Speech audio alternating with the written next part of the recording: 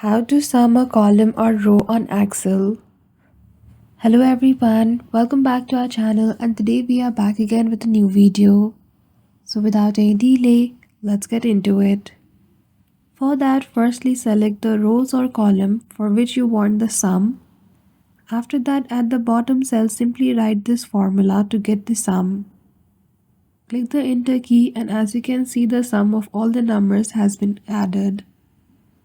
Now if you want to get the sum of any two particular cell, simply select those in the same formula and you can simply get their sum. If you want to get the sum of the rows in a column, select the rows in this formula and then write it in a column. Click the enter key and then you're good to go. So that's it. I hope you found this video helpful. If you did, don't forget to give it a thumbs up and subscribe to our channel for such tutorial. Thank you for watching till the end.